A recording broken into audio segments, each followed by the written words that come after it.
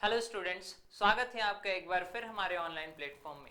आज की क्लास में कुछ एमसीक्यू प्रैक्टिस करेंगे जो बेस्ड है हमारे प्रीवियस लेक्चर पर, है ना। जो हमने इलेक्ट्रिक फील्ड के बारे में पढ़ा, है ना, डाइपोल के बारे में पढ़ा, उसमें जो इलेक्ट्रोस्टैटिक फोर्स आता है उसके बारे में पढ़ा, and the last Gauss theorem के बारे में पढ़ा।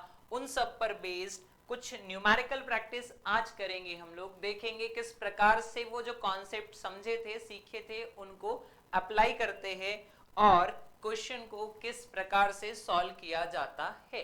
पहला क्वेश्चन आपके सामने पढ़िए, क्या है।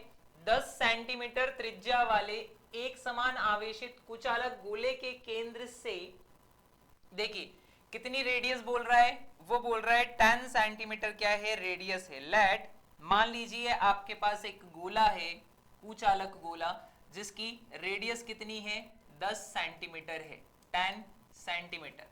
फिर क्या बोल रहा है, 10 सेंटीमीटर रेडियस वाला गोला है जिसके केंद्र से 20 सेंटीमीटर की दूरी पर विद्युत क्षेत्र कितना है, 100 वोल्ट पर मीटर है। जी हाँ, तो 10 सेंटीमीटर यहां से यहां तक की डिस्टेंस 10 हो गई, और 10 सेंटीमीटर की दूरी पर, मतलब ओवरऑल आप यहां से यहां तक की डिस्टेंस निकालोगे तो कितनी आ जाएगी, ये 20 सेंटीमीटर आ जाएगी। 20 सेंटीमीटर की दूरी पर क्या है विद्युत क्षेत्र, E इक्वल टू 100 वोल्ट पर मीटर। प्रीवियस क्लास में हमने देखा कि वोल्टेज के साथ अगर E का रिलेशन बनाए तो क्या बनता है, E equal to minus dV upon dr, और वहीं से वोल्ट पर मीटर किसकी यूनिट आई थी, विद्युत क्षेत्र की इकाई आई थी, है ना, इलेक्ट्रिक फील्ड की यूनिट आई थी। डन, यहां तक कोई इशू नहीं, बना दिया केस। लेट मान लेते हैं ये एक वैल्यू है तो इसको क्या बोल देते हैं, E1 बोल देते हैं। डन, एक पॉइंट था बाहर का आउटसाइड वाला, उस पर 100 वोल्ट मीटर है। फिर क्या बोल रहा है, गोले के केंद्र से 3 सेंटीमीटर की दूरी पर विद्युत क्षेत्र क्या होगा। गोले के केंद्र से 3 सेंटीमीटर, समझिए बहुत अच्छा क्वेश्चन है और आपके बहुत सारे कॉन्सेप्ट को क्लियर करेगा। कैसे, सेंटर से 10 सेंटीमीटर डिस्टेंस पर उसकी आ जाती है सरकमफेरेंस, जिसको बोलते परिधि, या इन शॉर्ट हम बोलते हैं सतह पर, सरफेस पर, ठीक है।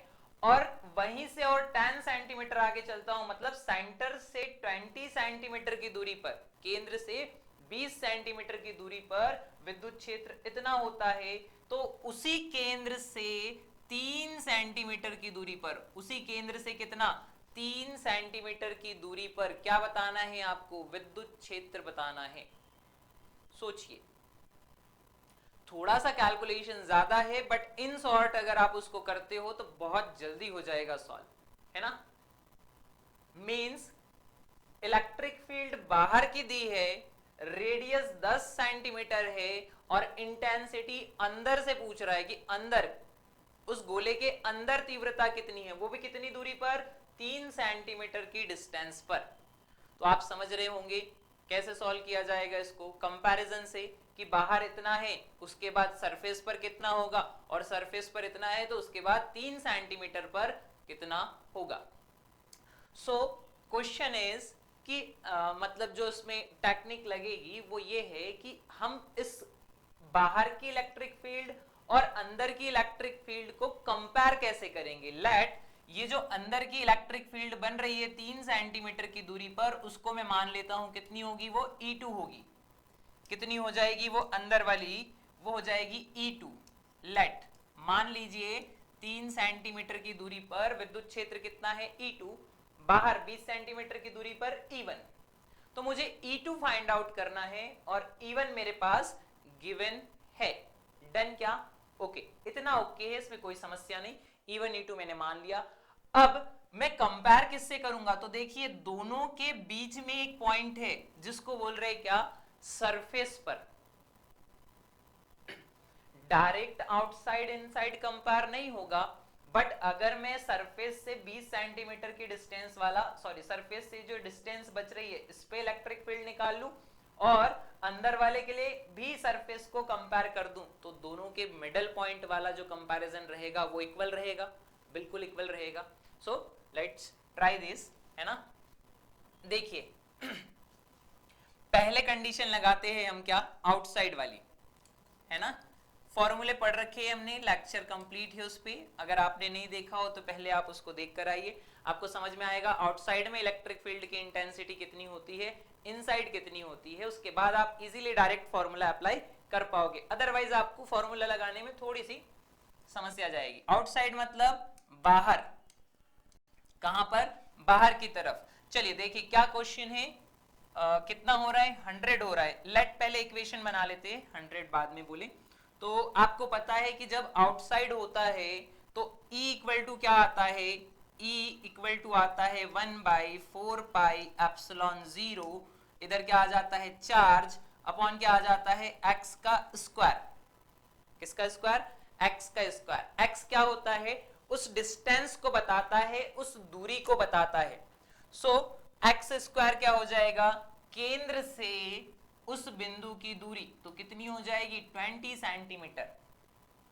अब जब मैं, मुझे पता है कि मुझे कंपेयर ही करना है, इसमें ना चार्ज दिया है ना, ना अदर कोई चीजें आ रही है, कंपेयर करना है, चार्ज उतना ही रहेगा, कांस्टेंट भी उतना ही रहेगा, तो मैं इस पूरे को ना लिखकर इसको इन शॉर्ट क्या लिख दूंगा, E proportional 1/x²।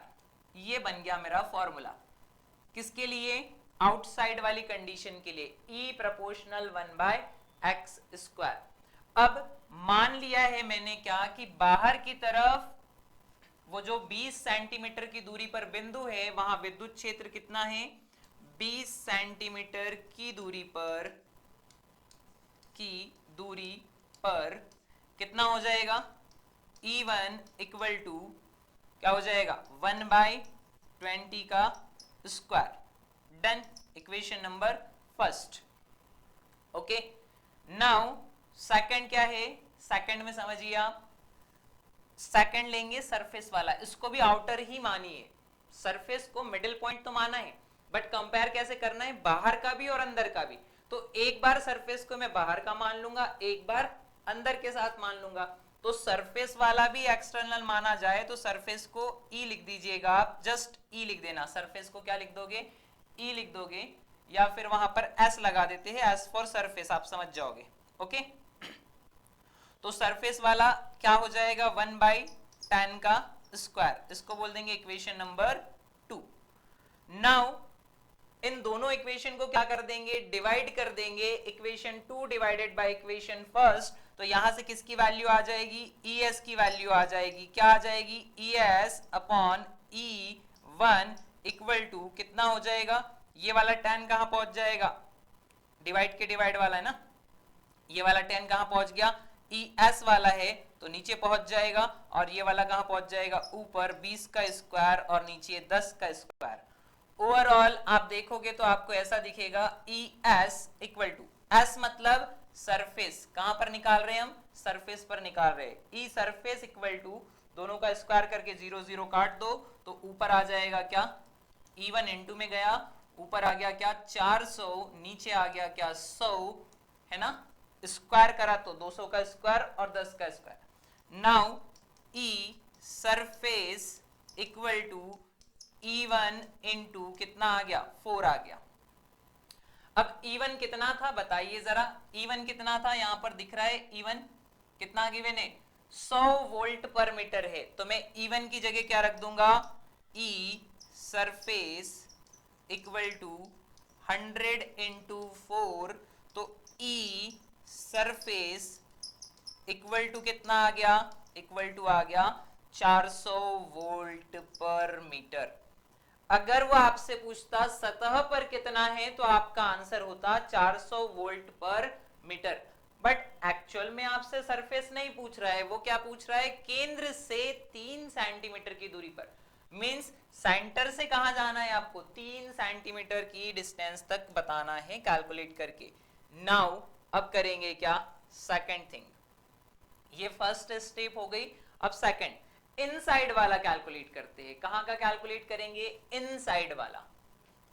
So second case, ये फर्स्ट था, सेकंड केस में क्या करेंगे, इनसाइड कैलकुलेट करेंगे। इनसाइड मतलब गोले के अंदर, कहां कैलकुलेट कर रहे हैं हम, गोले के अंदर। अब गोले के अंदर क्या होता है तो हमने पढ़ा है, वो डिस्टेंस को बस देखिए आप, है ना, रेडियस तो चेंज नहीं होगी, रेडियस पहले भी 10 थी, बाद में भी 10 होगी, तो वो जो दूरी कम ज्यादा हो रही है उसको क्या बोलते हैं, एक्स। और वो एक्स कहां आता है, ऊपर आता है, तो इसके रिलेशन में ई प्रोपोर्शनल क्या आ जाएगा, एक्स आ जाएगा। आपने अगर फॉर्मूला नहीं पढ़ा तो प्लीज प्रीवियस वीडियो देखिए, उसमें आपको फॉर्मूला मिल जाएगा, उसके बाद आप भी समझ जाओगे कि वो जो केंद्र से दूरी होती है उसके समानुपाती होता है विद्युत क्षेत्र, है ना, तो ई प्रोपोर्शनल एक्स हो जाएगा। अब सेम यहां पर भी अंदर 3 सेंटीमीटर वाले को क्या मान लिया है हमने, E2, और सरफेस वाले को तो फिर से क्या बोल दो आप, सरफेस ही बोल दो। तो दो इक्वेशन बनाऊंगा मैं, एक बनेगी क्या, E2 वाली, E2 इक्वल टू क्या हो जाएगा, x, मतलब कितना, 3 सेंटीमीटर, कितना, 3 सेंटीमीटर। कंपैरिजन है इसलिए यूनिट नहीं रख रहे हैं ना, कंपैरिजन है तो यूनिट नहीं रख रहे, यूनिट मतलब चेंज नहीं कर रहे हैं, सेंटीमीटर में ही चल रहा है, बिकॉज ऑफ कंपैरिजन हो रहा है, कट जाएगी वो वैल्यू। ओके, सो 3 आ गया, इसको बोल दो equation number first. Equation second बनाइए, ई सरफेस वाली, तो ई सरफेस इक्वल टू कितना हो जाएगा, देखिए यही फॉर्मूला लगाना है, सरफेस पर पॉइंट ले आइए वाला, तो सरफेस पे ले आओगे तो कितना हो जाएगा, 10 हो जाएगा। जी हाँ, कितना हो जाएगा, 10 हो जाएगा। फिर से आपके पास क्या बन गई, दो इक्वेशन बन गई, फिर से दो इक्वेशन बन गई, equation first divided by equation 2, इन दोनों को क्या कर दीजिए, डिवाइड कर दीजिए, डिवाइड किया तो E2 equal to, E surface को उधर इनटू में जाने दो, ई सरफेस इनटू ऊपर कितना है 3 और नीचे कितना है 10। ओके, क्या ऊपर कितना है 3 और नीचे कितना है 10। नाउ नेक्स्ट स्टेप में E2 equal to, E surface निकाल चुके हैं क्या, जी हाँ, चार्ज और सारी कंडीशन वही है तो ई सरफेस नहीं बदलेगा। कितना निकाला है हमने ई सरफेस, देखिए 400 वोल्ट पर मीटर, तो आप यहां क्या रख दोगे, 400 वोल्ट पर मीटर, तो आंसर आ जाएगा। हाँ, सारे ऑप्शन वोल्ट पर मीटर में है, so don't worry about unit. देखिए मैं फिर से बोल रहा हूं, मैंने यूनिट क्यों नहीं कन्वर्ट की, सेंटीमीटर से मीटर क्यों नहीं बदला, क्योंकि कंपैरिजन हो रहा है, इक्वेशन बनती है। आप मान लीजिए मैं 3 सेंटीमीटर को 3 इंटू 10 टू द पावर -2 लिख देता, तो नीचे भी क्या आता, 10 इंटू 10 टू द पावर -2, और -2 वाली पावर से -2 वाली पावर कट जाती, अगेन 3/10 आता। तो जहां कंपैरिजन हो रहा है वहां यूनिट सेम सेम रखी जाती है, तो दोनों की सेम है, सेंटीमीटर में ले रहे हैं सारा कुछ, तो चलने दीजिए। नाउ 3/10, एक जीरो से एक जीरो गया और मल्टीप्लाई करोगे आप तो आपके पास E2 इक्वल टू कितना निकल कर आ जाएगा, 120 वोल्ट पर मीटर। क्या यही फाइंड आउट करना था, जी हाँ, E2 ही तो बताना था। क्या बताना था आपको, E2 बताना था। 3 सेंटीमीटर की दूरी पर क्या माना था हमने, E2 माना था, कितना आ गया 120। ढूंढ लीजिए ऑप्शन में 120 है क्या, जी हाँ बिल्कुल 120 है, दिख रहा है, C option is the correct, है ना। इंग्लिश में क्वेश्चन थोड़ा सा आप देख लेंगे, स्पैर जो था उसकी रेडियस कितनी थी, 10 सेंटीमीटर, 20 सेंटीमीटर की दूरी पर 100 वोल्ट मीटर था, तब आपको सेंटर से 3 सेंटीमीटर की दूरी पर बताना था। सिंपल क्वेश्चन है, बस थोड़ा सा क्या है हमको कि मिडल पॉइंट पर पता नहीं था। वैसे जनरली उसको आसान क्वेश्चन बनाना है तो आपसे सरफेस पे पूछ लेता, अगर सरफेस पे पूछा होता तो क्वेश्चन यहाँ एंड था, बट उसने सरफेस पे ना पूछ के कहां पूछ लिया, सेंटर से 3 सेंटीमीटर, अगेन केंद्र से 3 सेंटीमीटर की दूरी पर पूछ लिया। तो अब आप कंपेयर कैसे करोगे, मिडिल वाला पॉइंट पता होना चाहिए, और मिडिल वाले पॉइंट पर सरफेस पर मैं अंदर वाले फॉर्मूले से निकालूं या बाहर वाले फॉर्मूले से निकालूं, दोनों केस में सरफेस पर ई कैसा रहेगा, सेम रहेगा। समझ में आया क्या, विद्युत क्षेत्र सतह पर बाहर वाले फॉर्मूले से निकाली जाए या अंदर वाले फॉर्मूले से निकाले जाए, सतह तो वही है, सरफेस वही है, तो उस पे ई भी वही होगा। मतलब ई सरफेस जो आउटसाइड पे था वही ई सरफेस इनसाइड पर भी रहेगा, यही इसका कॉन्सेप्ट है। डन, चलिए बढ़ते हैं नेक्स्ट क्वेश्चन की तरफ और देखते हैं अगला क्वेश्चन क्या कहता है।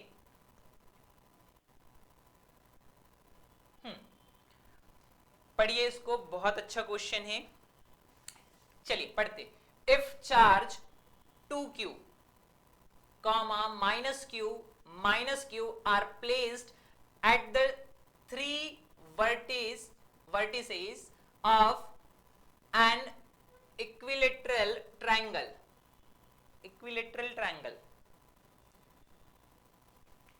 ध्यान से समझिए इसको, ऐसा ट्रायंगल जिसकी तीनों साइड कैसी होगी, बराबर होगी। ट्रायंगल मतलब तीन साइड, और उसमें क्या लगाया है उसने, इक्विलेटरल लगाया है। इक्विलेटरल मतलब जिसकी साइड्स कैसी होती है, इक्वल होती है। उस पर क्या कर दीजिए आप, तीन चार्ज को रख दीजिए, है ना, तीनों कॉर्नर पर तीन चार्ज को रख दीजिए। Then at the centre of triangle, तब उस ट्रायंगल के केंद्र पर क्या बताना है आपको, फिर आपको ऑप्शन पढ़ने पड़ेंगे। Field is zero but potential is not zero, मतलब विद्युत क्षेत्र शून्य है बट विभव शून्य नहीं है। सेकंड ऑप्शन बोल रहा है क्षेत्र जीरो है, जीरो नहीं है परंतु विभव शून्य है। Means field not zero but potential is zero. फिर बोल रहा है दोनों शून्य है या दोनों शून्य नहीं है, मतलब ऑप्शन वही है। आपको पता करना है कि इस ट्रायंगल के तीन कॉर्नर पर तीन प्रकार के चार्ज रखे गए हैं, है ना, तीन प्रकार के चार्ज से क्या उस ट्रायंगल के जो सेंटर पॉइंट है उस पर विभव क्या होता है और इंटेंसिटी ऑफ इलेक्ट्रिक फील्ड मतलब विद्युत क्षेत्र क्या होता है। सो कंसीडर कर लेते हैं क्या एक ट्रायंगल। सो बनाते हैं एक ट्रायंगल। ओहो, ऐसा तो मत बने यार, कोई नहीं, शायद गलत ट्रायंगल ले लिया हमने, लिया तो सही है।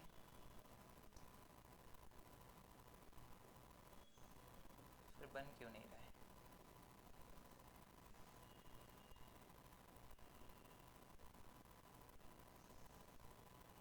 अच्छा ऐसे बनाते हैं।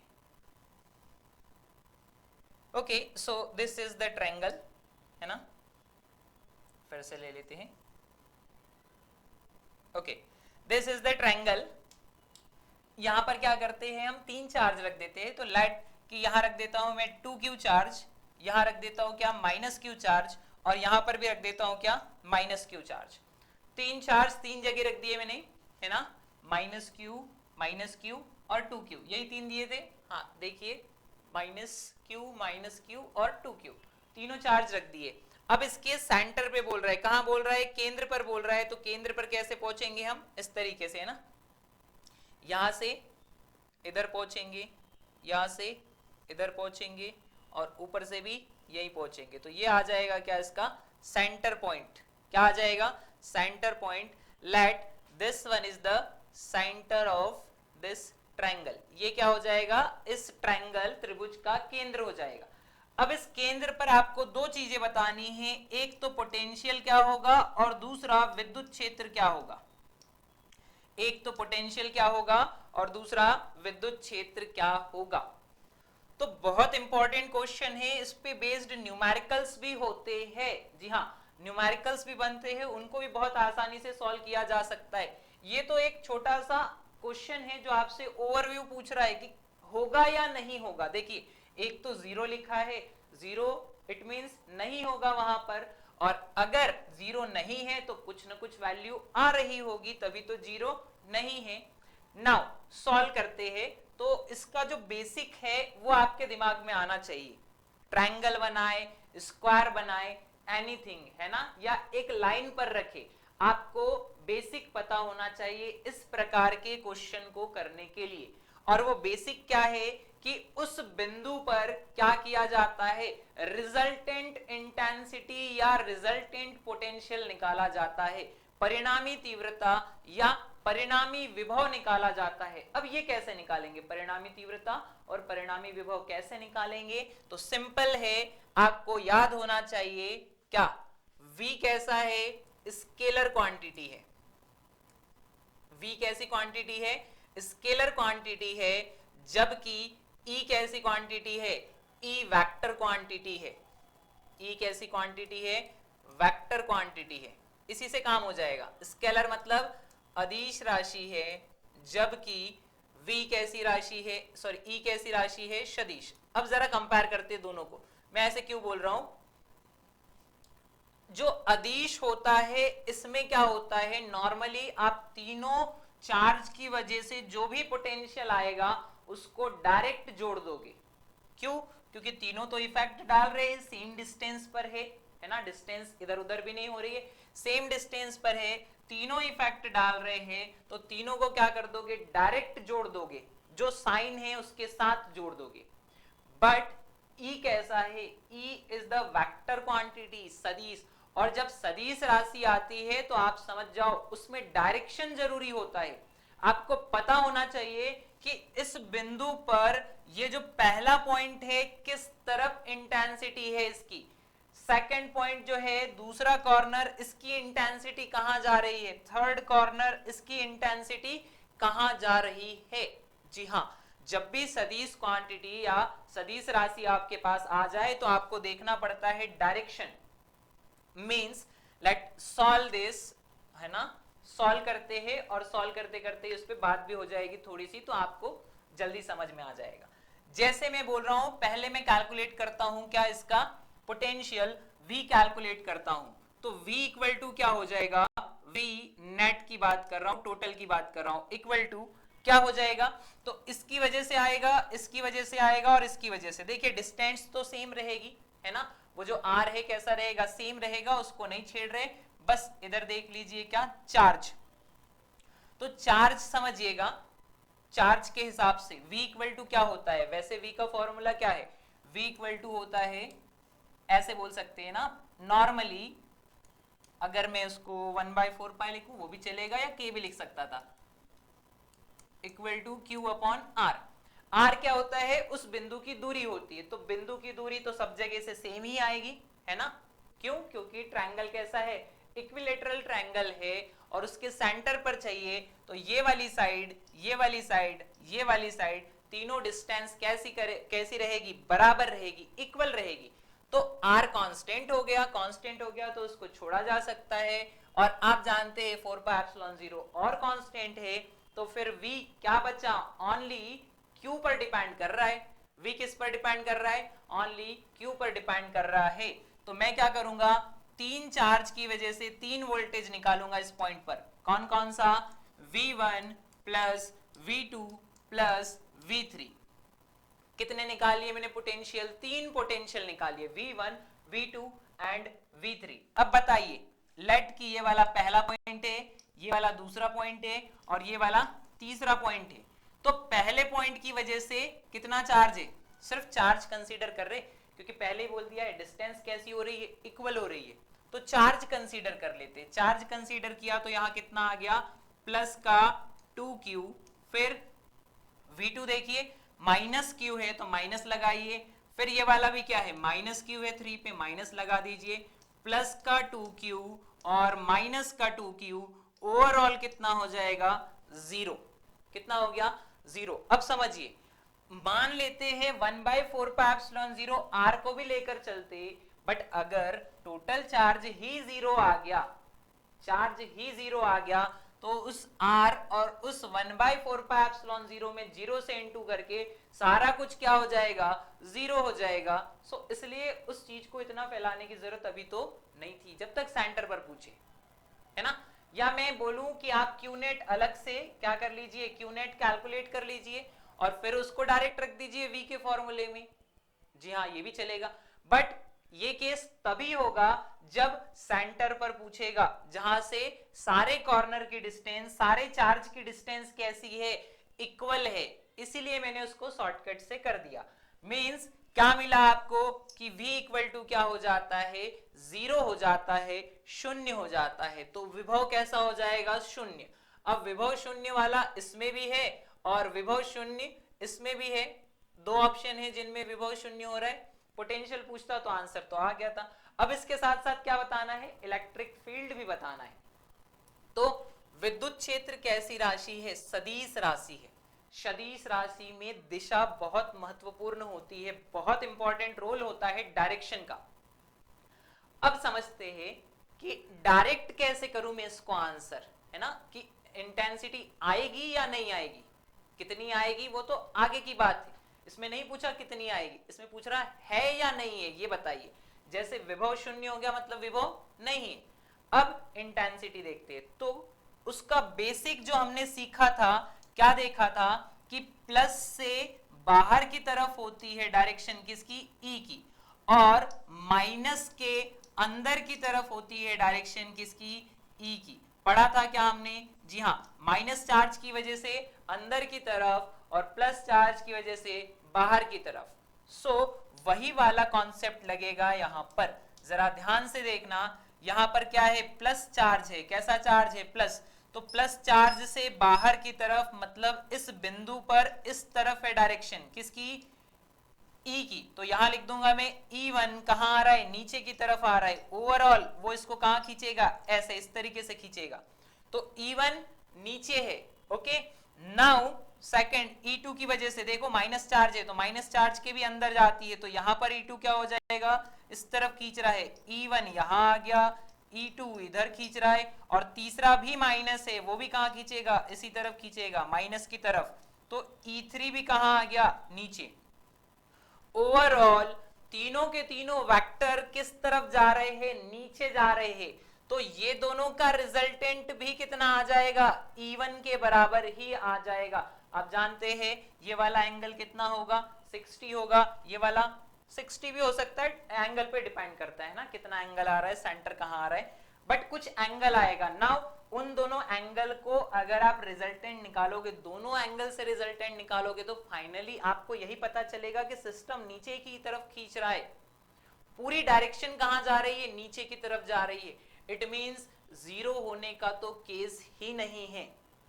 क्या नहीं है, जीरो होने का केस ही नहीं है। लेट कि ये 60 डिग्री होगा, ये 60 डिग्री होगा, तो 60 डिग्री जुड़कर फिर से E1 हो जाएगा, और E1 प्लस E1 जुड़कर E2 हो जाएगा। ओवरऑल इंटेंसिटी जो है वो बढ़ेगी, जुड़ेगी, क्योंकि डायरेक्शन कैसी है, सेम है। मैं इन शॉर्ट अगर इसके लिए एक इक्वेशन बनाना चाहूं तो वो इक्वेशन ऐसे बनेगी, देखिए। अगर इसके लिए इन शॉर्ट एक इक्वेशन बनाई जाए तो वो ऐसे बनेगी, ई नेट इक्वल टू, ध्यान से देखना है ना, E1 तो स्ट्रेट नीचे जा रहा है, किसी एंगल पर नहीं है, तो डायरेक्ट E1 को क्या कर दूंगा मैं, ऐसे लिख दूंगा, प्लस प्लस क्या, E2 इस तरफ खींच रहा है, तो उसको लिखिए E2 cos थीटा, कौन से थीटा के साथ, cos थीटा के साथ, बट जुड़ेगा क्योंकि नीचे ही जा रहा है। ऊपर जाता तो मैं घटाता, नीचे की तरफ ही जा रहा है, डायगोनल है बट नीचे जा रहा है, डायगोनल है इसलिए मैंने थीटा यूज कर लिया। E3 भी नीचे ही जा रहा है, तो प्लस क्या कर देंगे, प्लस E3 cos थीटा, क्या आ जाएगा, प्लस E3 cos थीटा। आसान सा है, कुछ ज्यादा टफ नहीं। और आप सोचिए जब इन तीनों को जोड़ा जाएगा तो जीरो आने के ऑप्शन तो है ही नहीं, जीरो आने के ऑप्शन है ही नहीं, क्योंकि चार्ज भी डिफरेंट डिफरेंट है और उसके साथ थीटा भी आ रहा है। मींस इंटेंसिटी जीरो नहीं होगी, जी हाँ, इंटेंसिटी जीरो नहीं होगी। लेट एक और केस में यहां अज्यूम करके बताता हूं आपको कि मान लीजिए यहां माइनस है, यहां माइनस है, और यहां पर भी क्या हो जाता, माइनस चार्ज हो जाता, तीनों कॉर्नर पर माइनस माइनस माइनस आ जाता, तो दो नीचे खींचते जिसकी वजह से एक E बनता, और एक ऊपर खींचता जिसकी वजह से E बनता, तो एक E नीचे एक E ऊपर, दोनों एक दूसरे को बैलेंस कर देते और इंटेंसिटी कैसी हो जाती, जीरो। पर सारे के सारे एरो, सारे की सारी डायरेक्शन नीचे है, इसीलिए इंटेंसिटी जीरो नहीं होगी।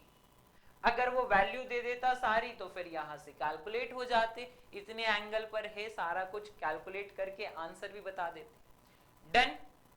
चलिए, तो इस प्रकार इस क्वेश्चन को इजीली आप सॉल्व कर सकते हैं, है ना।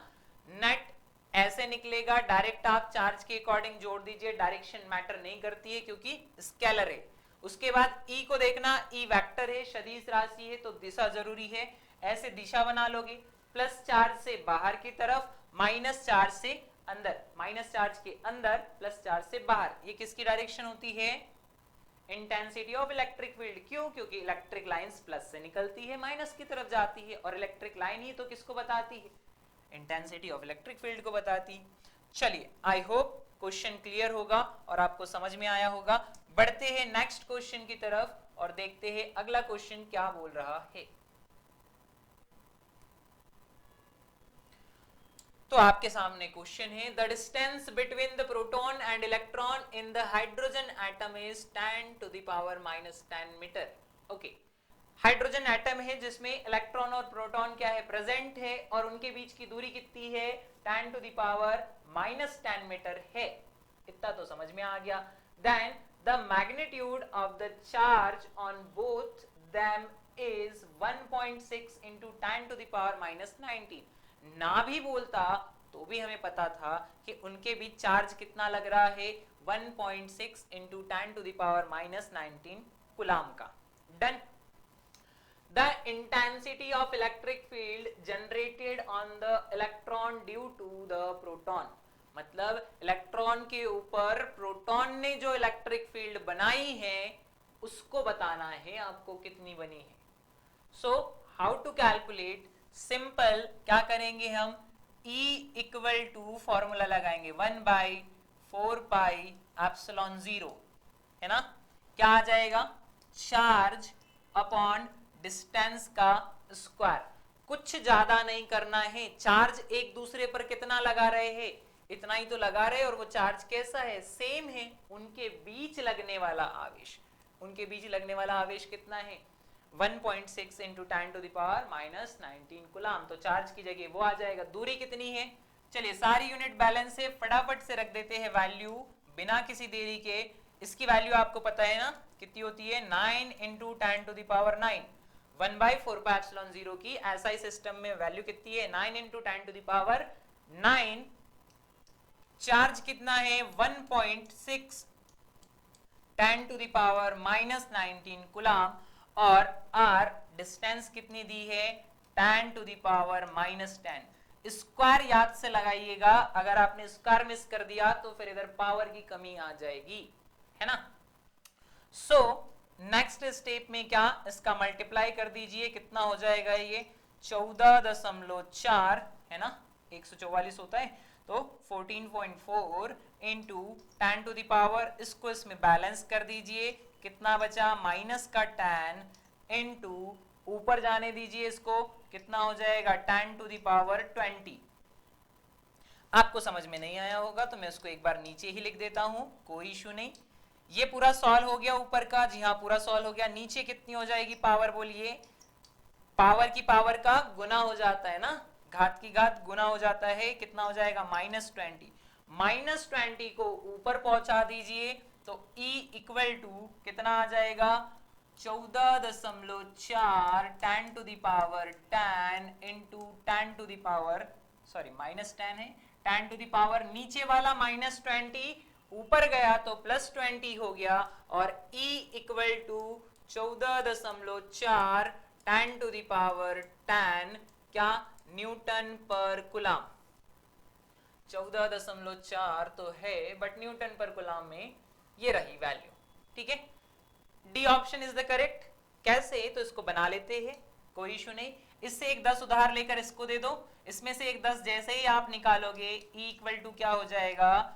1.44 into 10 to the power 11 Newton पर कूलाम।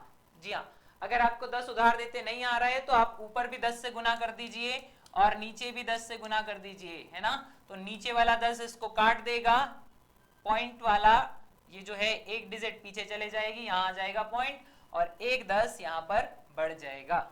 डन।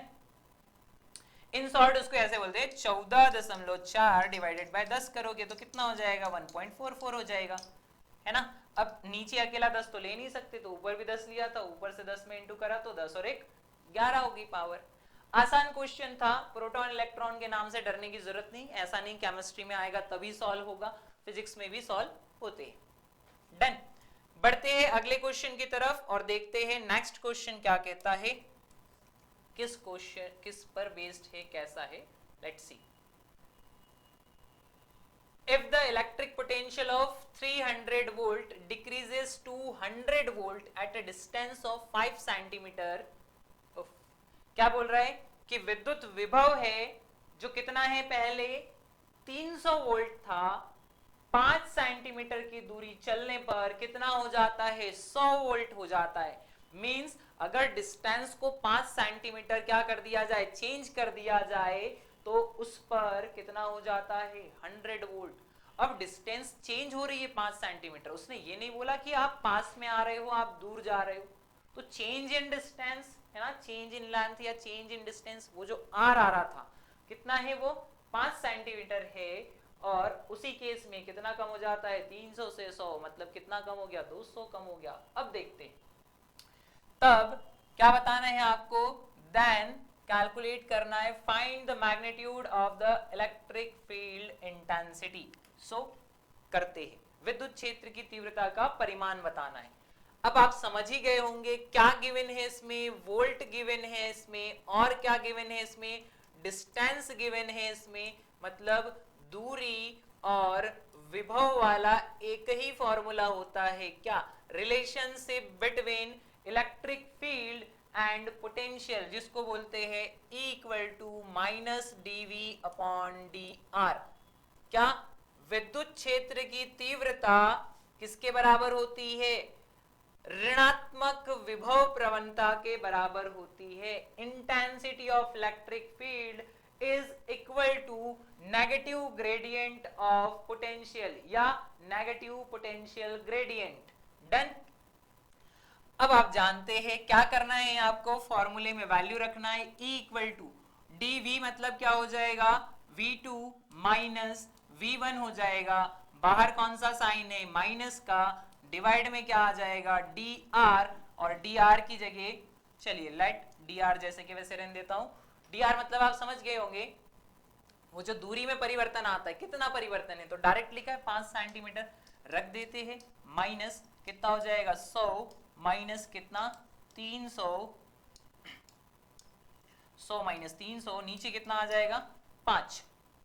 बट रिमेंबर क्या, सेंटीमीटर है, कितना है, सेंटीमीटर है, तो सेंटीमीटर को मीटर में करना पड़ेगा -2। क्यों करना पड़ेगा, क्योंकि यहां देखिए न्यूटन बोल रहा है, और न्यूटन है तो सेंटीमीटर नहीं चलेगा, इसलिए रखना पड़ेगा, तो मीटर कर दिया। नाउ E इक्वल टू इधर कितना हो जाएगा, माइनस का 200 divided by 5 into 10 to the power -2। चलिए 5 इंटू 10 टू द पावर -2 का -2 कहां पहुंचा देते हैं, हम ऊपर पहुंचा देते हैं, तो ऊपर गया तो वो -2 क्या हो गया, +2 हो गया, माइनस माइनस कितना, plus, E equal to minus minus क्या हो गया है, कट गया है, बैलेंस हो गया है, प्लस हो गया है, ऊपर आ गया 200 divided by 5 into 10 to the power और 2। E इक्वल टू काट सकते हैं क्या, बिल्कुल काट सकते हैं, 5 के 20, 40 इंटू 10 टू द पावर 2, बोले तो 2 जीरो भी इसी में लगा दो, कितने जीरो हो जाएंगे, 3 जीरो, 4000। जी हाँ, B option is the correct, newton पर कूलम। बहुत आसान था, बस क्वेश्चन ध्यान से पढ़े और समझे कौन सा फॉर्मूला लग सकता है। कब समझ में आएगा आपको ऐसा, जब आप वैल्यू देखोगे, क्या गिवन है, वोल्टेज क्या दिया है, डिस्टेंस, और पूछ रहा है किसके बारे में, ई के बारे में, तो इसके अलावा दूसरा कौन सा फॉर्मूला है जिसमें तीनों चीजें आती है, नहीं, यही लगेगा और सिंपली आपको आंसर देगा। चलिए बढ़ते हैं नेक्स्ट क्वेश्चन की तरफ आगे और देखते हैं क्या है नेक्स्ट में।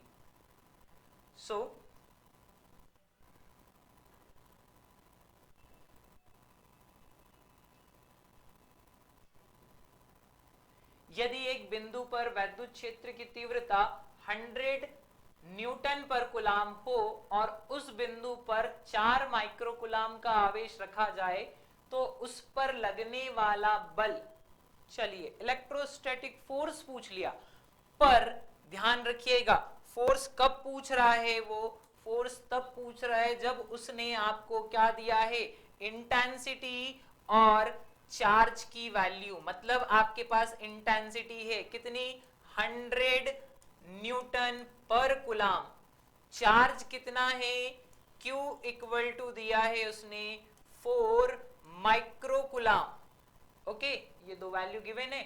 अब क्या पूछ रहा है, लगने वाला बल, बल मतलब क्या, फोर्स, F इक्वल टू। अब जरा ध्यान से देखिए तीनों क्वांटिटी को, जैसे आप देखोगे आपको समझ में आ जाएगा क्या, कौन सा फॉर्मूला, इंटेंसिटी वाला। क्या होता है intensity, intensity equal to unit charge पर लगने वाला फोर्स, यूनिट चार्ज पर लगने वाला फोर्स। यहीं से हमने इलेक्ट्रोस्टैटिक फोर्स का एक और फॉर्मूला बनाया था, F इक्वल टू, इस चार्ज को इस E के पास पहुंचा दो तो Q इंटू E क्या बन गया था, इलेक्ट्रोस्टैटिक का नया, इलेक्ट्रोस्टैटिक फोर्स का नया फॉर्मूला बन गया था, है ना। स्थिर वैद्युत बल के लिए एक नया फॉर्मूला फॉर्म हो गया था, F equal to Q into E। क्या आपके पास Q है, जी हाँ है। क्या आपके पास E है तो फिर वैल्यू रख देते हैं, F इक्वल टू Q कितना 4। आप जानते हैं माइक्रो यूनिट नहीं है, प्रीफिक्स होता है, तो माइक्रो की वैल्यू रख दीजिए 10 to the power minus 6 into क्या, E की वैल्यू कितना है 100, बाकी कुलाम तो है ही है, न्यूटन बच जाएगा, कुलाम कट जाएगा। नाउ 4 जैसा क्या वैसा, 2 जीरो बैलेंस कर दो, 10 टू द पावर कितना बचेगा माइनस का 4। कुछ तो गड़बड़ हुआ इसमें।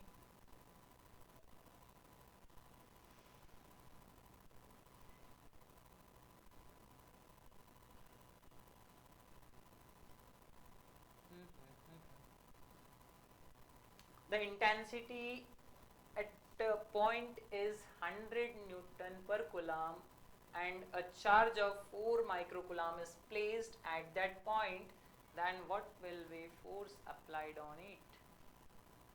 चार्ज इतना है और ये इतना है, सो सिंपल। आंसर तो इतना ही आने वाला है, आंसर कहीं नहीं जा रहा है, आंसर यही है आपका करेक्ट, है ना। ऑप्शन थोड़े से इधर उधर जा रहे हैं, so this one is the correct answer. अगर 4 माइक्रोकुलाम है तो माइक्रो की जगह आप रख दोगे कितना 10 टू द पावर माइनस 6, और 100 न्यूटन पर कुलाम है तो 100 रखा, 2 जीरो बैलेंस भी हो गए, तो कितने जीरो बच रहे हैं, 4 जीरो बच रहे हैं। और अगर आप इसको 0.4 भी लिखते हो, लेट 4 ना लिख के, एक तो 4 भी गिवन है, 0.4 भी लिखते हैं तो 0.4 भी लिखने पर कितना आ जाएगा, एक यहाँ पर आप क्या कर रहे हो 10 यहाँ से बाहर निकाल रहे हो, इसको दोगे तो कितना हो जाएगा -3 न्यूटन हो जाएगा, तो ये इतना हो जाएगा, बट ऑप्शन में तो है ही नहीं। सो करेक्ट आंसर ये होगा, है ना। ज्यादा सोचने की जरूरत है नहीं क्योंकि क्वेश्चन में कुछ दिख ही नहीं रहा है, फॉर्मूला प्रीटी सिंपल आपके सामने लिखा हुआ है, ऐसा का ऐसा एज इट इज लगाना है और आंसर करना है, डन।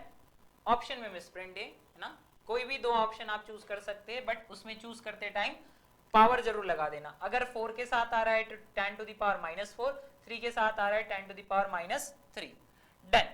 बढ़ते हैं अगले क्वेश्चन की तरफ और सॉल्व करते हैं अगला क्वेश्चन, देखते हैं क्या है इसमें। An electric dipole consisting of two equal and opposite charge of magnitude 2 into 10 to the power 6 coulomb located at a distance of 3 centimeter. Okay, ध्यान से पढ़िए, क्या बोल रहा है कि एक डाइपोल है ना। डाइपोल मतलब आप जानते हैं क्या, जिसके दोनों चार्ज कैसे होंगे, इक्वल होंगे। अगर वो बोल रहा है तो भी अच्छी बात है, नहीं बोल रहा है तो भी। डाइपोल इट मींस जिस पर दोनों चार्ज के मैग्नीट्यूड बराबर हो, डन। कहां रखा गया है उसको, 3 सेंटीमीटर, कहां से, जहां पर इलेक्ट्रिक फील्ड की इंटेंसिटी कितनी है 2 into 10 to the power 5 newton पर कुलाम है। देन द मैक्सिमम टॉर्क, तब क्या चाहिए उसको, अधिकतम बल आघूर्ण चाहिए। चलिए करते हैं सॉल्व, बहुत आसान होने वाला है क्वेश्चन, है ना। सो क्या बोल रहा है वो, उसको चाहिए क्या, पहले वो देखिए, द्विध्रुव पर बल आघूर्ण, और वो भी कैसा, मैक्सिमम। आप जानते हैं, स्टार्ट फॉर्मूले से करते हैं, इसकी चीजें आपको समझ में आ जाएगी। टाउ इक्वल टू क्या होता है, पी ई साइन थीटा होता है। क्या होता है, पी ई साइन थीटा। अब जैसे ही उसने बोला मैक्सिमम, तो मुझे थीटा की जरूरत नहीं है, मुझे पता है टाउ मैक्स मतलब क्या, थीटा का मैक्स, और थीटा मैक्स कहां हो जाएगा 90 डिग्री पर, और साइन 90 कितना हो जाएगा 1, सो टाउ मैक्सिमम कितना हो जाएगा पीई, थीटा कितना हो जाएगा 90 डिग्री, और वहां पर क्या आ जाएगा tau maximum equal to P. मतलब डायपोल को 90 डिग्री तक घुमाने पर टॉर्क मैक्सिमम होता है, 90 डिग्री पर टॉर्क मैक्सिमम होता है। 90 डिग्री रख दिया, क्या फॉर्मूला बन गया tau equal to P into E. अब ध्यान से देखिए, दो क्वांटिटी की जरूरत है मुझे, एक तो P की और दूसरी E की। तो आपको क्वेश्चन में E तो डायरेक्ट दिख रहा है, कितना, विद्युत क्षेत्र की तीव्रता कितनी दी है 2 into 10 to the power 5 newton पर कूलम, विद्युत क्षेत्र आपके पास है। अब किसकी जरूरत है P की, तो क्या P डायरेक्ट दिया इनने, P मतलब होता है डायपोल मोमेंट, द्विध्रुव आघूर्ण, डायरेक्ट तो नहीं दिख रहा द्विध्रुव आघूर्ण, फिर क्या करें हम, तो वैल्यू कैलकुलेट करते हैं, कैसे, तो चार्ज का मैग्नीट्यूड है हमारे पास, जी हाँ कितना है 2 into 10 to the power 6 coulomb, और क्या बोला है दोनों के बीच की दूरी कितनी है 3 सेंटीमीटर, दोनों के बीच की दूरी कितनी है 3 सेंटीमीटर। क्या होता है P का फॉर्मूला, एक चार्ज और उनके बीच की दूरी, सो P इक्वल टू एक चार्ज का मैग्नीट्यूड कितना है 2 into 10 to the power -6, distance कितनी है 3, आपको पता है ये यूनिट कूलम SI होती है, यहाँ क्या दी है CGS, तो मल्टीप्लाई कर देना किससे -2 से, 10 टू द पावर -2 से मल्टीप्लाई कर देना। नाउ गुना कीजिए, 3 दूनी कितना हो गया 6, 3 इंटू 2 is 6, और पावर में पावर जुड़ गई 10 टू द पावर -8, ये किसकी वैल्यू आ गई P की वैल्यू आ गई। कैसे, यूनिट भी लिख सकते हैं कूलम इनटू मीटर में। अब E तो पहले से ही गिवन था, दोनों की वैल्यू उठाकर कहां रख देंगे मैक्सिमम वाले फॉर्मूले में, टाउ मैक्सिमम इक्वल टू P की वैल्यू कितनी आई है 6 into 10 to the power -8 into किसकी वैल्यू E की value 2 into 10 to the power 5, क्या होगा 6 का 2 में गुना हो जाएगा, कितना हो जाएगा 12, और इसमें से पावर बैलेंस कर दो, 8 में से 5 गए माइनस की पावर 3, क्या न्यूटन इंटू मीटर, ये आ गया क्या टाउ मैक्सिमम। तो दो ही स्टेप का क्वेश्चन है, आप देखिए दो स्टेप है, एक यहां पर और एक यहां पर, बहुत आसान क्वेश्चन है, ऐसा नहीं कि बड़ा दिख रहा है या क्या पूछ लिया। पहले क्वेश्चन को पढ़िए, समझिए, उसकी रिक्वायरमेंट देखिए, उसको चाहिए क्या और वो कहां से दिया जा सकता है ना। प्रैक्टिस करते रहिए, क्वेश्चन आपसे बनते रहेंगे, बहुत आसानी से बनते हैं क्वेश्चन, बस प्रैक्टिस चाहिए होती है। और अगर किसी क्वेश्चन में आपको समस्या आ रही है, दिक्कत आ रही है, इट मींस आपने उसको पहले कभी फेस नहीं किया है, तो सीखिए उसके बारे में, how to solve this type of question आपको पता होना चाहिए। अगर आपको उस प्रकार का क्वेश्चन सॉल्व करना एक बार आ गया, तो अगले किसी चैप्टर में आए या किसी और सब्जेक्ट में आए और कभी आए आपके सामने, आप उस क्वेश्चन को इजीली सॉल्व कर लोगे। बस पैटर्न पता होना चाहिए कि ऐसे सॉल्व किया जाता है, और ये आपके अंदर ऐसा नहीं कोई सिखा सकता है इसको, है ना, आप इसको खुद डेवलप कर सकते हो। कैसे, तो प्रैक्टिस करके, जितनी ज्यादा प्रैक्टिस करेंगे क्वेश्चन की, आपके पास ये वाला पोटेंशियल अपने आप डेवलप होता जाएगा धीरे धीरे। डन, बढ़ते हैं आगे बिना अननेसेसरी बातों की। सो नेक्स्ट क्वेश्चन क्या है, if an electric dipole is placed perpendicular to the force line of the electromagnetic field E, मतलब एक विद्युत चुंबकीय क्षेत्र है आपके पास E, चलिए चुंबकीय क्षेत्र तो जाने दीजिए, आपके पास मान लीजिए विद्युत क्षेत्र है E, जिसको कैसा रखा गया है, वो जो लाइंस है, कौन सी लाइंस, विद्युत बल रेखाओं के लंबवत रखा गया है ना, बहुत काम का है ये, तो आपको बहुत अच्छे से सिखाया था, है ना, क्या बोला था, परपेंडिकुलर रखा गया है, और उसको कितना घुमाना है, उसको इस 180 डिग्री घुमाने के लिए कितना कार्य करना होगा। ये तो आई थिंक आप ऐसे ही कर जाओगे, 180 डिग्री है ना, कितना डिग्री है, 180 डिग्री है। 180 डिग्री घुमाने में कितना कार्य होता है? क्या बोलोगे, 180 डिग्री घुमाने में जीरो वर्क?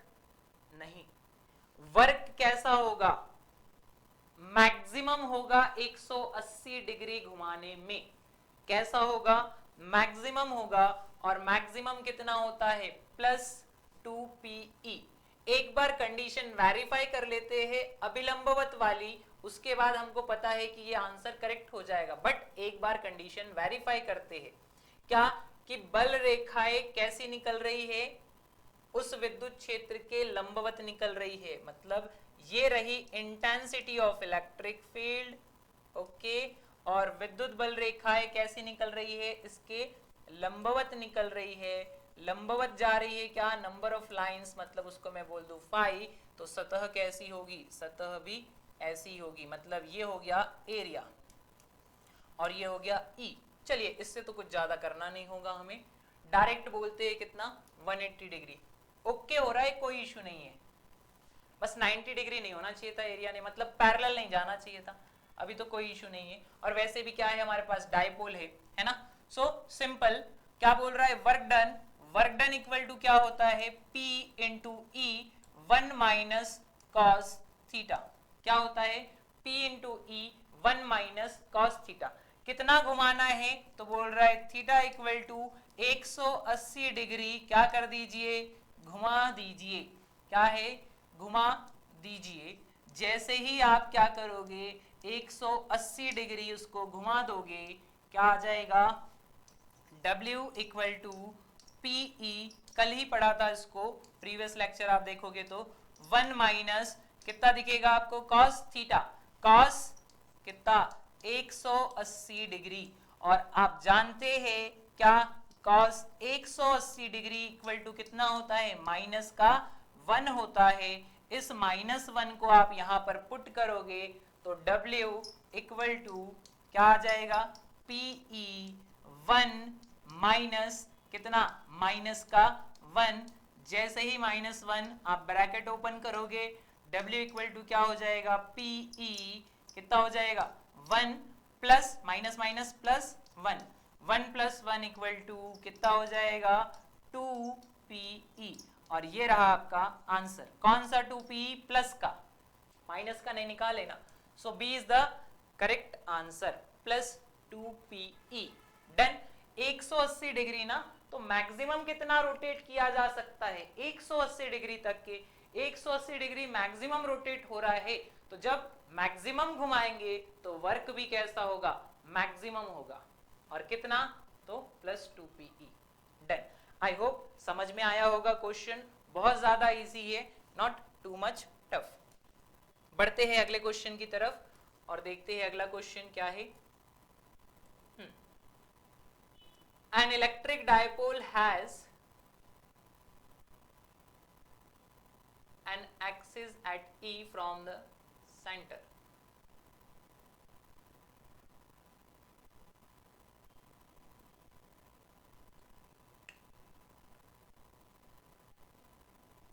चलिए, an electric dipole has an axis at E from its center, क्या बोल रहे हैं।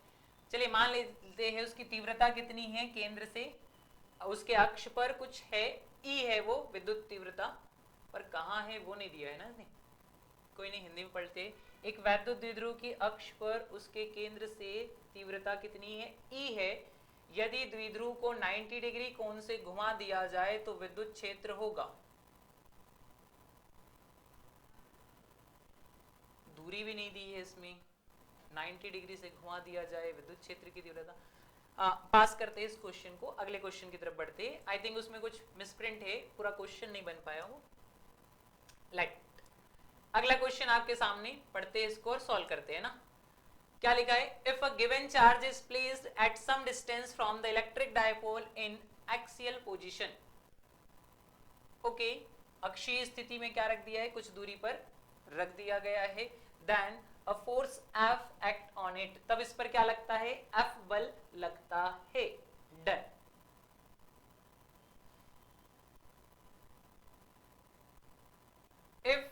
charge is placed at twice the distance then the force acting on it will be. Okay, समझिएगा क्वेश्चन को क्या है। वैसे तो आपने पढ़ लिया होगा, समझ गए होंगे, फिर भी मैं एक बार बोलता हूं, है ना। लेट ड्रॉ द कंडीशंस, तो ज्यादा समझ में आया आपको। एक डायपोल है जिस पर, डायपोल मतलब यही केस, चार्ज का मैग्नीट्यूड सेम होता है, नेचर अपोजिट होता है। इससे कुछ दूरी पर, कुछ मतलब यहां मेंशन नहीं है कितनी, तो मान लेते हैं कितनी दूरी पर, आर दूरी पर क्या था, एक चार्ज प्लेस किया था। क्या प्लेस किया था? चार्ज प्लेस किया था, अक्षीय स्थिति ना, एक्सियल कंडीशन पर एक चार्ज रखा था आर दूरी पर। तब इस पर कितना फोर्स लग रहा था? इस चार्ज पर डायपोल की वजह से कितना फोर्स आ रहा था? एफ फोर्स लग रहा था। इस द्विध्रुव के कारण इस आवेश पर कितना बल लग रहा था? एफ। फिर वो क्या बोलता है, यदि आवेश को, उसी आवेश को, उसी चार्ज क्यू को कहां रख देते हैं?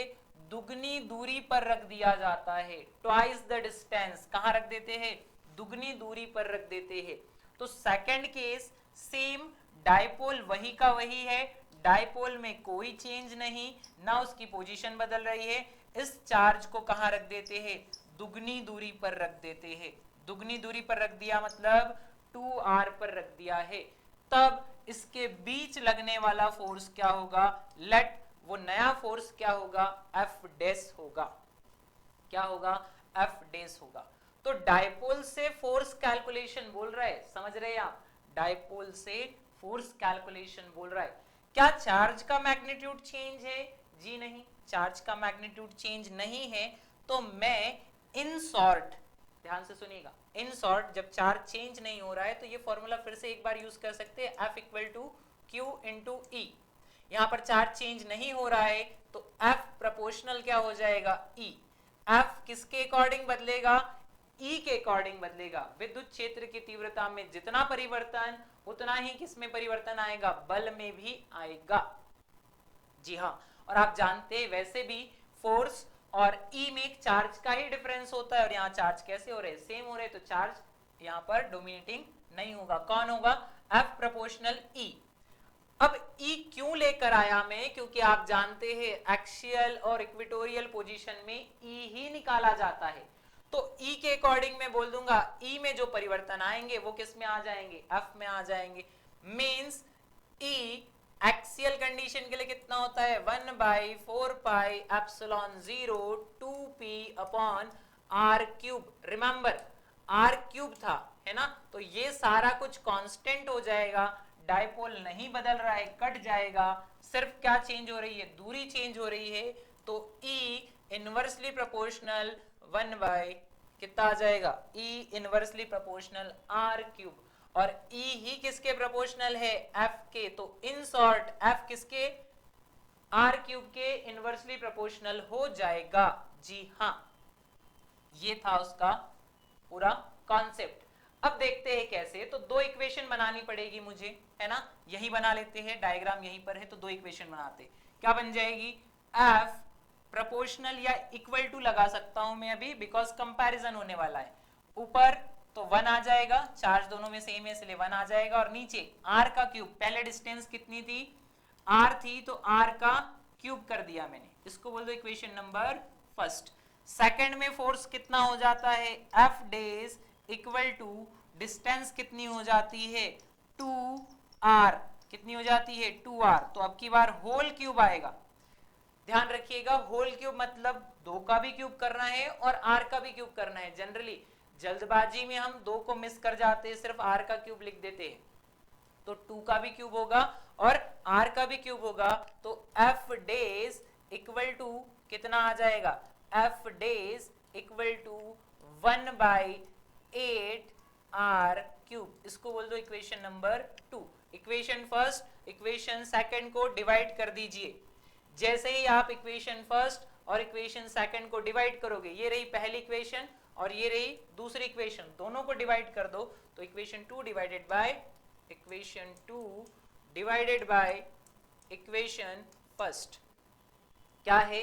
F डेज LHS से LHS डिवाइड होता है, डिवाइड बाय F RHS से RHS, है ना। इसको लिखो, डिवाइडेड बाय इसको लिखो। तो 1/8 r cube divided by 1/r cube.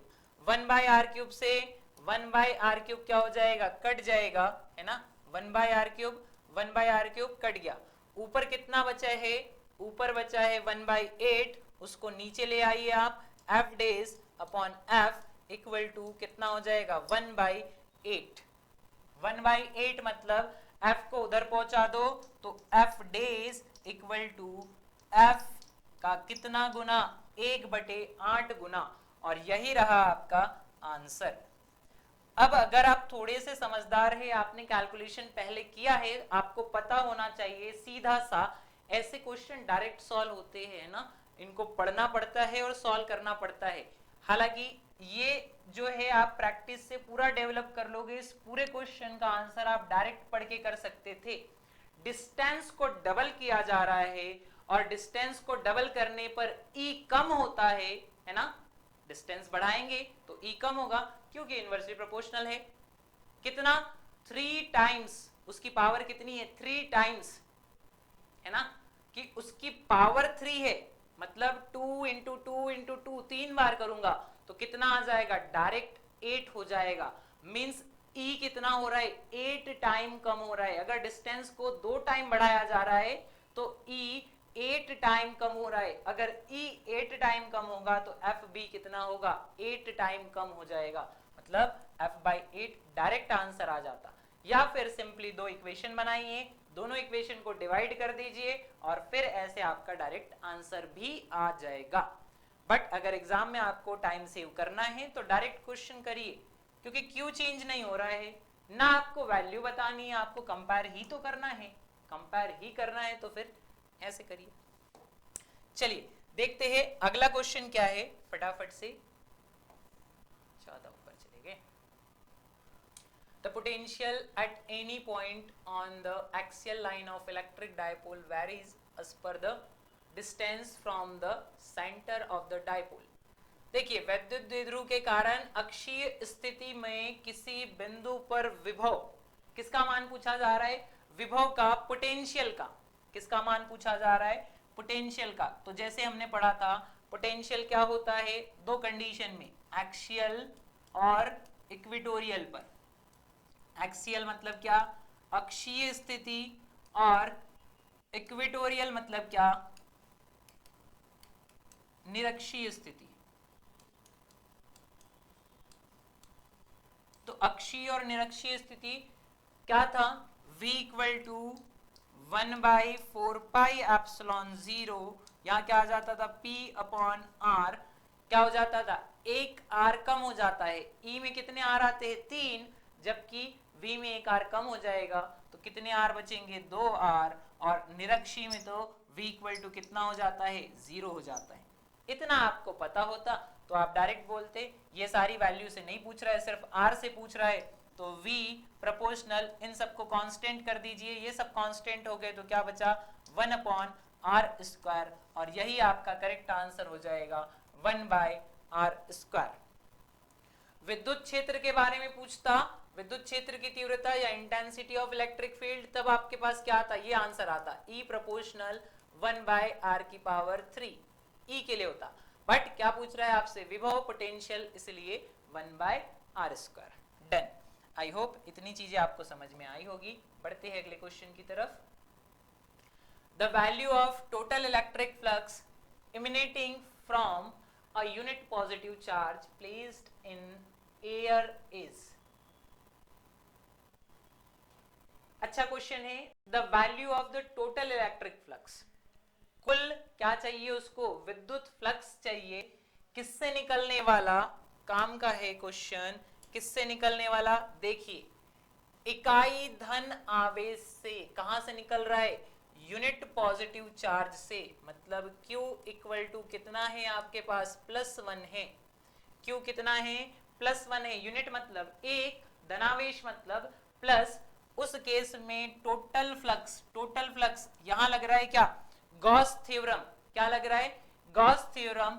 Gauss ने क्या बोला, फाई मतलब उस पृष्ठ या उस सतह पर उपस्थित या उससे गुजरने वाला कुल फ्लक्स क्या होता है, उस चार्ज का 1/ε0 टाइम्स होता है, उस चार्ज का 1/ε0 टाइम्स होता है। और चार्ज कितना है तो बताइए, चार्ज कितना है, टोटल इक्वल टू +1 है, अपॉन कितना हो जाएगा ε0, ε0 को ऊपर पहुंचाओगे तो Q नेट इक्वल टू ε0 की पावर -1।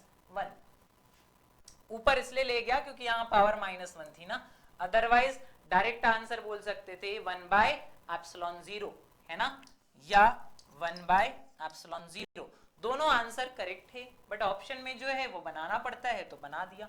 एकदम सिंपल क्वेश्चन था। गॉस थ्योरम पे तो बहुत इजी क्वेश्चन आते हैं, बहुत आसान होते हैं इसके क्वेश्चंस। चलिए बढ़ते हैं नेक्स्ट क्वेश्चन की तरफ और देखते हैं व्हाट अबाउट नेक्स्ट। क्या लिखा है, an electric charge q is placed at the center of a cube of a side a। Okay, एक चार्ज है, एक आवेश है, जिसको कहाँ रखा जाता है, घन के केंद्र पर रखा जाता है। ये लास्ट क्लास में हमने डिस्कस किया था गॉस थ्योरम। लास्ट के लास्ट में क्या पढ़ा था गॉस थ्योरम में हमने, एक क्यूब होता है, let this one is the cube, okay, और इस क्यूब के कहाँ रखा जा रहा है, उसको सेंटर पर, केंद्र पर रखा जा रहा है। तो ये चार्ज को कहाँ रख दिया मैंने, उस क्यूब के केंद्र पर रख दिया, सेंटर पर रख दिया। डन। साइड क्या है उसकी, ए है साइड। चलिए साइड की तो जरूरत अभी पड़ नहीं रही है, बट फिर भी लिखा है तो ठीक है। फिर क्या बोल रहा है, the value of electric flux on one of it face. ये बहुत काम का होता है। जब आपको चैप्टर पढ़ा रहे थे उस समय भी बोला था कि ध्यान से पढ़ना। उसने पूछा कहाँ है, वो टोटल पूछे तो कुछ और आंसर आएगा, वो फेस से पूछे तो कुछ और आंसर आएगा, वो कोर से पूछे तो कुछ और आंसर आएगा, है ना। अगर वो साइड से पूछे तो कुछ और आंसर आता है, समझे क्या। हर जगह से, कॉर्नर से पूछे, कॉर्नर से अलग आंसर आता है, क्योंकि चार्ज कहाँ है, उस क्यूब के अंदर सेंटर पर है। तो कुछ फ्लक्स कोने से निकल रही होगी, कुछ फ्लक्स उसकी कोर से निकल रही होगी, कुछ फ्लक्स उसकी फेस से निकल रही होगी, है ना। सो सिंपल आपको बताया था, क्यू नेट टोटल इस पूरे जो क्यूब है उससे गुजरने वाला, मतलब पूरे घन से निकलने वाला फ्लक्स क्या होता है, टोटल चार्ज अपॉन ε0, है ना। ये टोटल है पूरे घन से, कहां से, पूरे घन से बात हो रही है, होल क्यूब की बात हो रही है। हर एक फेस से, हर एक कॉर्नर से, हर एक कोर से कितना होता है, Q/ε0। बट आपसे क्या पूछ रहा है, वन ऑफ इट फेस, मतलब उसकी एक फलक से, एक फलक से कितना फ्लक्स बाहर जा रहा है। एक फलक मतलब मुझे पता होना चाहिए क्या, उस क्यूब या घनाभ के पास कितनी फलक होती है। तो घनाभ के पास कितनी फलक होती है, 6 फलक होती है। कितने फेस होते हैं, 6। तो ये वाला कितने पार्ट में डिवाइड हो जाएगा, 6 पार्ट में डिवाइड हो जाएगा, सॉरी 6 पार्ट में डिवाइड हो जाएगा। Now phi for face equal to कितना, 6 से डिवाइड करना है, मतलब 1/6 ऑफ Q/ε0। और यही हो गया क्या आपका आंसर, 1/6। ये रहा करेक्ट आंसर, Q 1/6/ε0। सिंपल, बस सोचना है। अगर कॉर्नर से पूछता तो 1/8, अगर कोर से पूछता तो 1/12, क्योंकि आप जानते हैं कॉर्नर कितने होते हैं, 8, और कोर मतलब ये होती है भुजा, कितनी होती है, 12 होती है, तो 12 से डिवाइड। सिंपल आंसर, एक ही तो क्यूब था, उसी के सेंटर पे रखा था। डन। चलिए आसान क्वेश्चन है, पढ़ाया भी था, आई होप आपसे बन जाएगा, सिंपल है। अगला क्वेश्चन देखते हैं। When charge 8Q is placed at one corner of the cube, ये और इंटरेस्टिंग क्वेश्चन है। क्या बोल रहा है, एक चार्ज को किसी कोने पर रख दिया जाता है, उस क्यूब के कॉर्नर के ऊपर रख देते हैं, है ना। Then the total flux linked with the cube is, अब उस क्यूब के पास कितना फ्लक्स है, ध्यान से, उस क्यूब के पास कितना फ्लक्स है जब उस चार्ज को एक कॉर्नर पर रखते हैं। तो let's draw again the single cube. ये हो गया अपना क्यूब और इसके एक कॉर्नर पर क्या रख दिया हमने, चार्ज रख दिया। तो यहां कॉर्नर है और यहां पर क्या रख दिया है हमने, चार्ज रख दिया है। डन। सो क्यूब ले लिया, उसके कॉर्नर पर क्या रख दिया है, चार्ज रख दिया है। अब क्या बोल रहा है, घन के एक कोने पर कितना आवेश, देखिए आवेश की भी वैल्यू है 8q रखा जाता है। कितना, 8q। आवेश कितना है, 8q है। अब आपको बताना है उससे लिंक फ्लक्स, पर वो फ्लक्स सिर्फ कॉर्नर का नहीं पूछ रहा है, फ्लक्स कहां का पूछ रहा है, वो पूरे क्यूब का पूछ रहा है। तो हमने पढ़ा था कि जब आवेश को कॉर्नर पर रखता है तो पूरे घन से संबंधित linked flux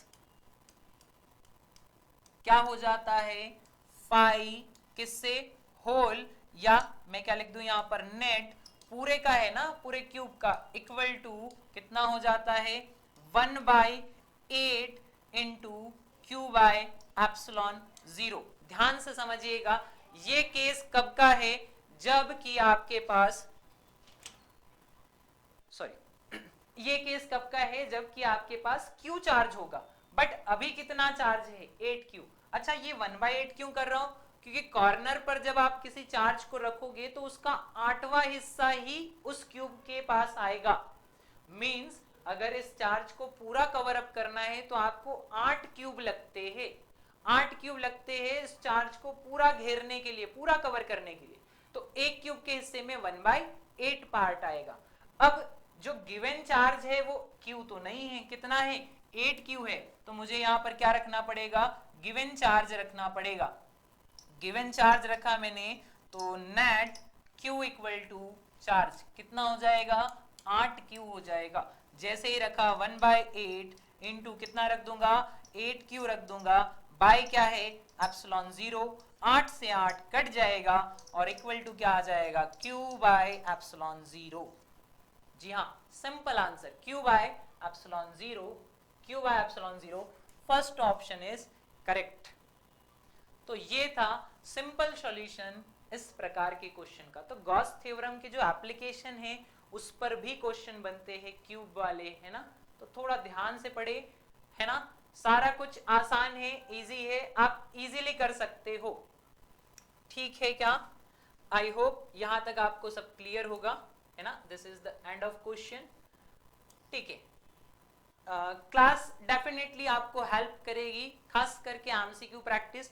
but MCQ practice करने से पहले, एमसीक्यू क्वेश्चन लगाने से पहले आप एक बार प्रीवियस जो टॉपिक पढ़ाया है उसके वीडियो को देख लीजिए, ताकि ये जो मैं फॉर्मूले लिखता हूं, मैं जो बात बोलता हूं कि इसको ऐसे सॉल्व किया जाएगा, इसमें ये चीज लग रही है, वो आपको पहले से क्लियर रहे, फिर आप उसको देखने के लिए बाद में ना जाओ। तो पहले टॉपिक्स के लेक्चर देख लीजिए, उसके बाद फिर क्वेश्चन प्रैक्टिस स्टार्ट कीजिए, आपको कोई समस्या नहीं आएगी। सारे क्वेश्चन इजी होते हैं, बस हमने उनको सॉल्व नहीं किया होता है, इसलिए हमें वो कैसे दिखते हैं, टफ लगते हैं। सो स्टार्ट कीजिए प्रैक्टिस, है ना, पहले पढ़िए फिर practice. Thank you so much for watching. मिलेंगे नेक्स्ट लेक्चर में और एमसीक्यू के साथ।